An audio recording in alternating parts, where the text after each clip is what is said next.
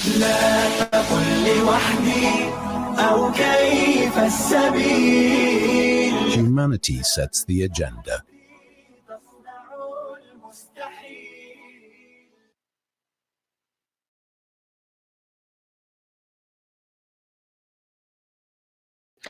12:33, you are listening to the mid-morning talk on Salam Media, and we are doing something different today where we are bringing South African cultural awareness to our audience. We have Halima Giles, Sister Halima Giles, a Makua descendant, who's going to enlighten us on the history and beauty of the Zanzibari Makua culture and community. Sister Halima Giles is a prominent member of the Makua in Unit 2 Chatsworth. The Makua people were brought to South Africa as slaves and placed in King's Rest. And they were then placed in the suburb of Chatsworth due to the Group Areas Act.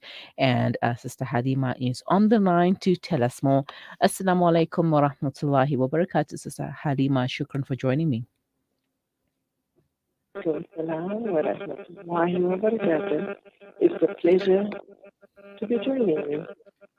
Alhamdulillah. Now, tell us about the Makua people. Give us a brief history of where do they originate from? Okay, I'll just give you a very brief history of who the Makuas are and where they come from. Although the main emphasis is on the origin of the Zanzibari Makhuwa, one can hardly avoid referring to various other issues related to this most interesting and unique community. Taking note of the historical background and the social influences that affected the Makua community in South Africa, our religion is of a greater value and fiber. Not only did it protect us from unjust situations, but also always assisted us in times of real need. Most importantly, it has also kept us together as a community. It is our very life. The community was practically unknown to the world outside South Africa until recently. In fact, most of those living in KZN and surrounding areas and other provinces are a very quiet and unassuming people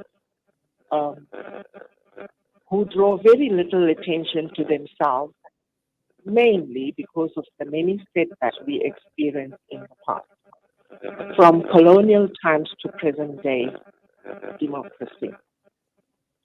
But we are now trying to take up our own course, whether on a local or adult or international level. In many respects, we are a unique people who are classified at first as free slaves, then as Bantus, then as colored, and then eventually as other Asians. Because of our Islamic faith, although we were from Africa and now known as Zanzibaris, but the fact is we are supposed to be known as Makuas, and I will explain just now. Zanzibaris would definitely come from Zanzibar, and Makuas would come from Mozambique, and that's where the Makuas originally came from. Under the banner of Black Muslims, so color is taboo in Islam. Mm-hmm.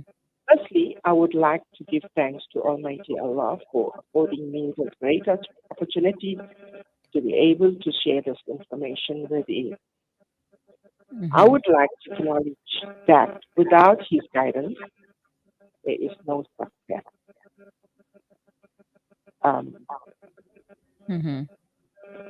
Makua, the definition of Makua is plural. I'm going to talk about Makua and not Zanzibari, right? Mm-hmm. A member of people inhabiting the border regions of Mozambique, Malawi, and Tanzania.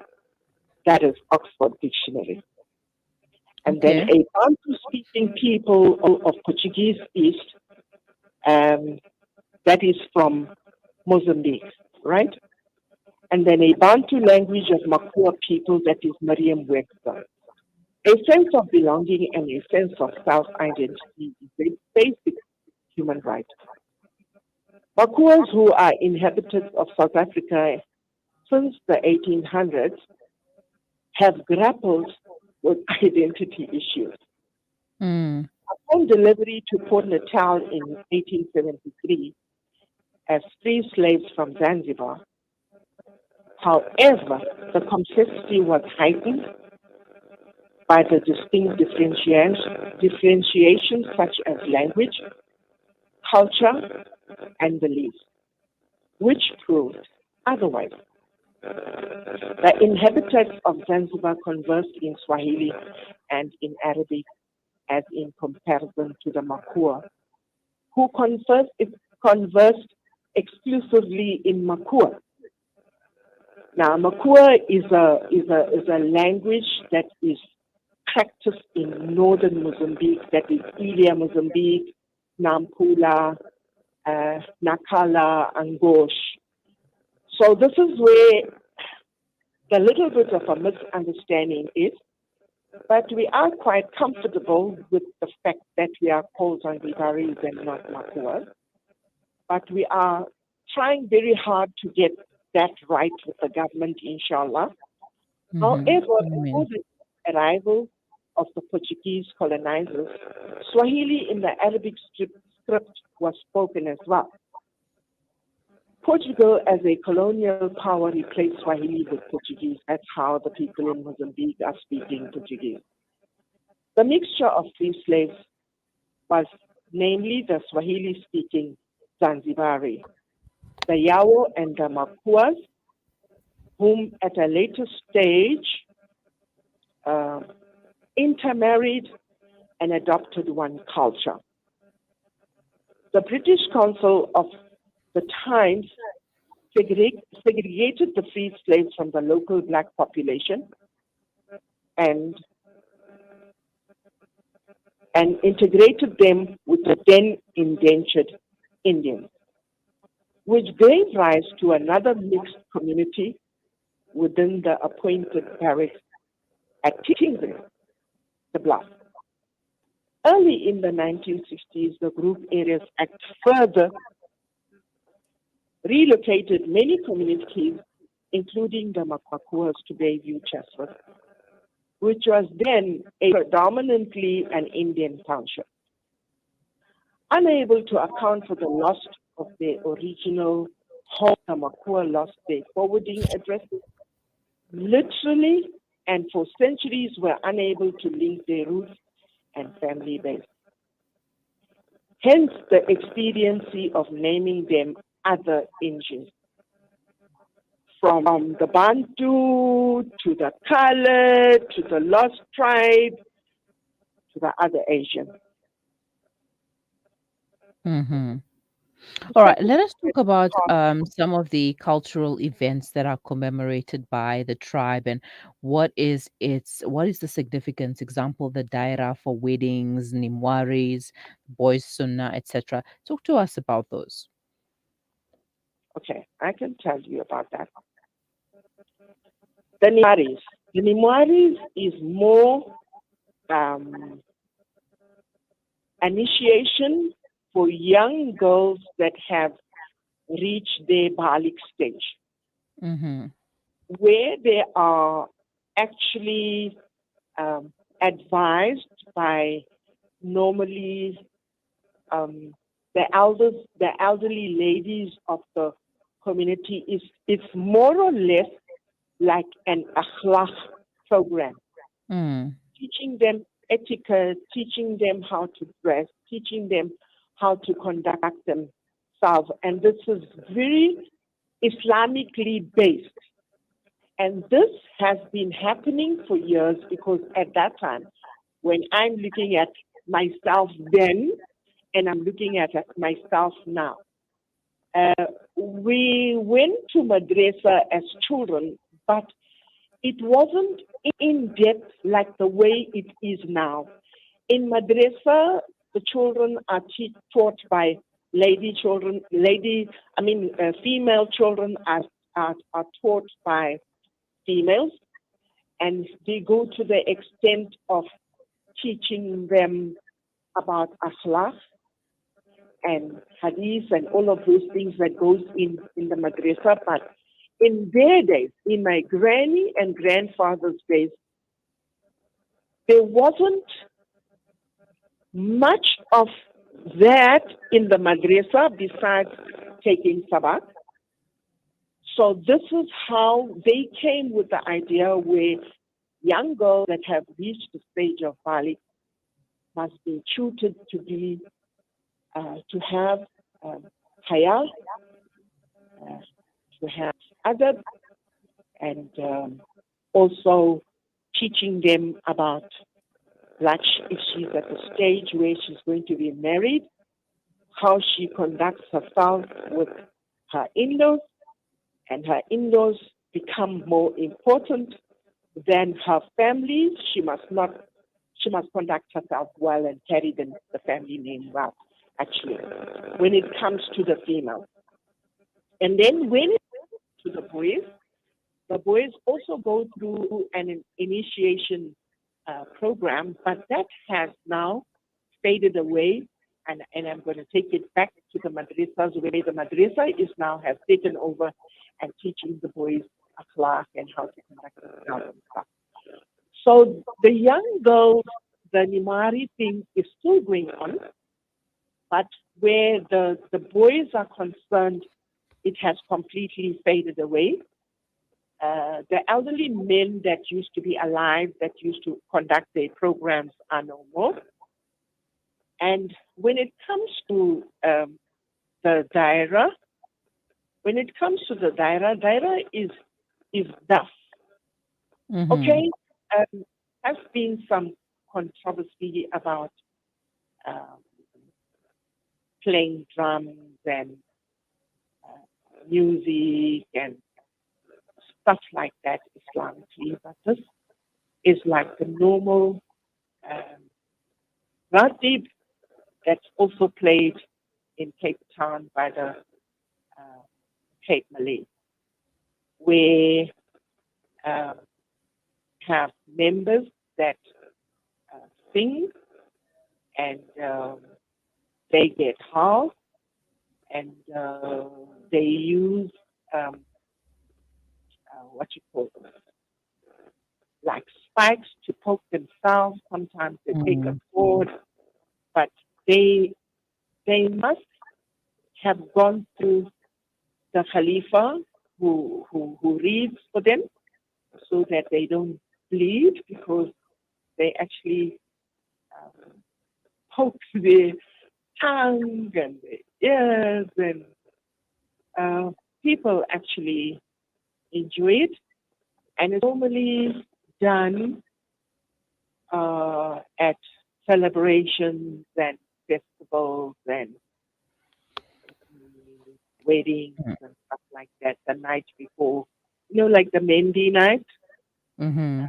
Then men come and entertain the community. All right, Sister Halima, we'll take a quick break and we will continue thereafter. Please stay with us. Breaking stereotypes, moving boundaries, joining hands. Salam Media. لا تقل لوحدي أو كيف السبيل Humanity sets the agenda. تصنع المستحيل. Hunger ratios in South Africa are on an upward trajectory since the beginning of COVID-19. Over 23% of South African households experienced hunger last summer. At Zanzaf, we aim to ease the hunger struggles of those in need by providing freshly prepared meals daily. You can be part of this by donating towards the Zanzaf Meals Project. Visit sanzaf.org.za or call us on 011 834 6046. Zanzaf, changing lives through development and relief. Discover the Africa of your dreams and surround yourself with her spectacular beauty. Relax beneath her serene sunsets and explore wildlife at its natural best. It's where the pride of Africa comes together. The Kwantu Private Game Reserve. Get to know the Big Five or cruise on an elephant safari game drive. Interact with lion and tiger cubs and enjoy world-class halal cuisine while we pamper you during your 5-star stay. Indulge in the true African experience. For reservations, call now on 042 203 1400 or visit kwantu.co.za. The Kwantu Private Game Reserve, the place of gathering. The Syrian crisis has raged for over 4,000 days. 4,000 days of suffering, displacement, hunger, and intolerable insecurity. With your help, Islamic Relief can continue to stand alongside them. Never has your support been so important. Together, we can stand with the Syrian people. We can help them build a better future. Will you continue to stand with the people of Syria? Please, donate now. Breaking stereotypes, moving boundaries, joining hands. Salam Media. لا تقل لوحدي أو كيف السبيل Humanity sets the agenda. تصنع المستحيل. Welcome back. You are listening to the Mid-Morning Talk on Salam Media. We are bringing a South African cultural awareness to you about the Makua, the beauty and the history of the Makua culture and community with Sister Halima Giles. Sister Halima, shukran for staying on the line. Now, quickly, tell us about the language and the religion of the people and how the culture is being kept alive in Chatsworth and other areas that Makua people reside in. Okay. The language is kept alive because we speak to our kids in Makua and in English. Mm-hmm. We had an interview with the Consul General of Mozambique wanting to create an exchange program because our Makua actually is very watered down because we are surrounded by shacks that are coming from the Soto, Eastern Cape, wherever, and the children are not discriminated. They play together, they go to the school together, there's Indian children, there's Makua children, so they speak all the languages. So we had actually asked for a specialist to come and have Makua classes in the afternoons incorporated into our madrasa classes, maybe a certain day or whatever. But majority of the people are still speaking Makua, alhamdulillah. And I think the thing that is keeping the community together is the faith that we have for Allah. You know, the religion, Islam, because that is very, very strong. The culture is kind of fading away because even with the dress, the attire, our grannies and great-grandfathers used to wear these lungi and the wrap and the scarf on the head and those blouses with colorful fabric. Now it's more hijab based than the cultural way. And but when there's festivals and functions, then people get into their attires in celebration of that. And we also do Ramadan, Eid al-Fitr, Eid al-Adha, naming of the baby when the baby is born.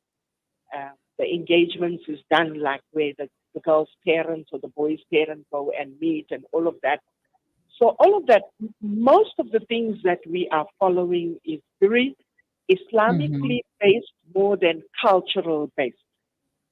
The culture has been very strong when our forebears were alive, because that's what they came with from Ilia de Mozambique and Nampula and Makua. So that is kind of fading, but we're trying very hard to try and keep that, um, not to lose our roots. And we also at a stage where we have um, um, established an organization which is Makua Research, where we are researching who we are and where we need to be and where we come from and stuff like that. So Alhamdulillah, there's an organization, a sister organization called Nikolani from Maputo, who has agreed to do exchange programs just for the sake of keeping what our forebears had. And that is very, very successful, inshallah. Next year, 2023, marks 150 years that the Makua Zanzibari people have landed in South Africa. So Wow. we hope Mashallah. yes, we're hoping to commemorate. We have started talking to our government to see if they can assist us. And we also have a group of researchers that are researching the Makua, so we are in contact with them. The one is in America, the one is in Mozambique, and the other one is in Madagascar. And these people are talking about Makuas that came as slaves, and they have lost Islam, they have lost their culture, they have lost their language, they have lost almost everything. And we make shukr, alhamdulillah, to Allah subhanahu wa ta'ala for bringing our forebears to South Africa, because when they came down to South Africa, there was a group of, is it Jamia? Mm-hmm. All those Muslims, merchants that were in Grey Street, they built the masjid in Kingsrayers and the cemetery, and the people are together, and as Muslims, we all make salah and we all following our Islamic teachings. So I make shukr 110 times that Allah has blessed us by keeping us together, and our faith of Islam is keeping the community united. And first preference now is Islam. Everything we're following Islamically. I'm not saying that we did not before, but it wasn't as rich as it is now. It's so rich. We've got a lot of huffaz, we've got alims, we've got like a whole lot of things. Mm. So I make sure to Allah for that. And although the cultural side does exist, I'm not going to say it doesn't, because the daira, which is the ratib, the way the young girls are brought up and taught how to conduct themselves, the akhlaq part, the way the boys are taught, although it's not 100%, obviously, the world is like that. You would find where some people are torn down in certain different ways. But alhamdulillah, we're holding together as a community, and where it is needed for us to be together, we are together as well. Mm-hmm. So Alhamdulillah. right now, yeah, right. I'm really proud of us with that regard, because the young guys that are growing up, that are becoming alims and huffaz and everything, they're spreading the word of Islam. And also we have ladies that are doing a zikr group on every Thursday. So all the ladies that need no lessons in Quran reading and stuff like that. We have that going for us as well. Alhamdulillah again. And right now, Alhamdulillah. we make dua that Allah gives us the strength to be able to commemorate the coming of our forebears, inshallah ta'ala. And it's going to be like a 3-day, it's a 3-day festival. The first day will be a Islamic gathering where we're going to get alims from whoever, wherever, that share our interests as Makua Zanzibaris, to come and give blessings to the 150 years. And then the second day, we're hoping to rope in the I mean, research. Halima, I'm sorry, I'm going to have to cut you off there. Time is not on our side, but I when understand. the day does come through, we will catch up with you again and talk a little bit more about the 150-year commemoration. Shukran so much for your time and for enlightening us on the Makua tribe, the culture, the language, etc. Jazakallah once again. Have a wonderful day. Assalamu alaikum. Wa alaikum salam. Right, we do have a short video here of the Daira that we'd like to play, just so that you can see and have an idea what it's all about. Have a look at this.